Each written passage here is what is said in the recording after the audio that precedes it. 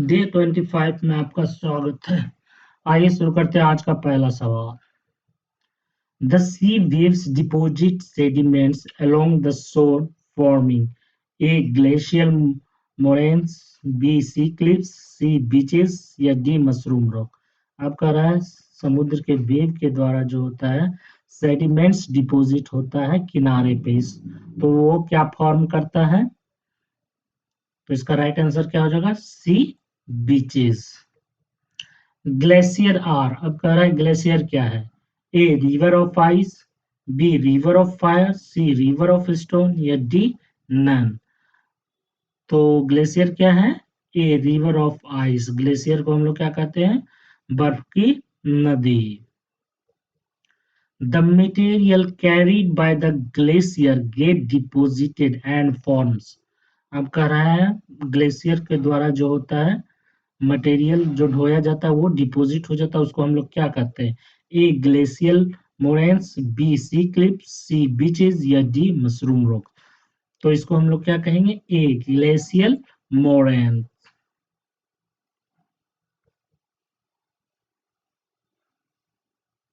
Rock in the shape of mushrooms are commonly called as. अब mushroom के shape का rock को हम लोग क्या कहेंगे? ए ग्लेशियल मोरेन्स या बी सी क्लिप्स या सी बीचेस या डी मशरूम रॉक। तो जैसा नाम मशरूम्स की तरह, तो ये मशरूम रॉक कहेंगे।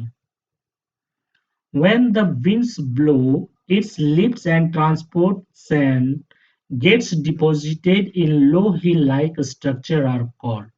अब कह रहा है जब हवा बहती है तो वो बालू को उठा लेती है और ढोती है एंड वो जमा हो जाता है और एक हिल लाइक स्ट्रक्चर को फॉर्म करता है। उसको हम लोग क्या कहेंगे?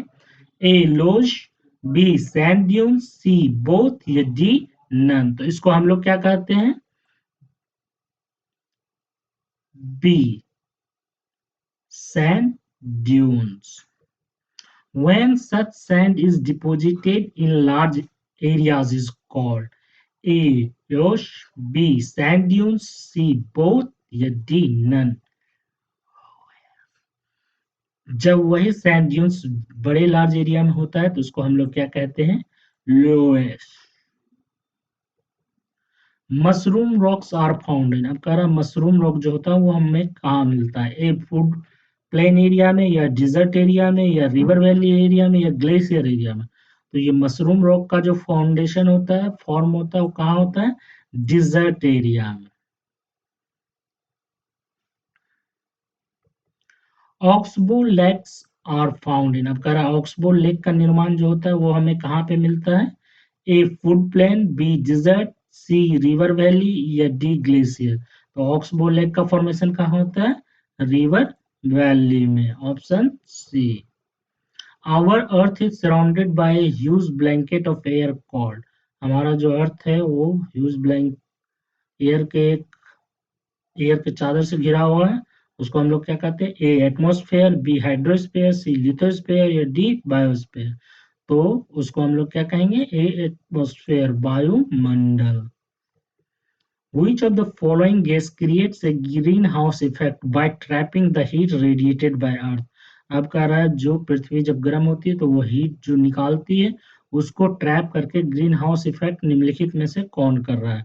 ए nitrogen, B hydrogen, C carbon dioxide या डी ऑक्सीजन। तो ये काम किसका है? C carbon dioxide. Thank you. Please like, subscribe and share for more and more.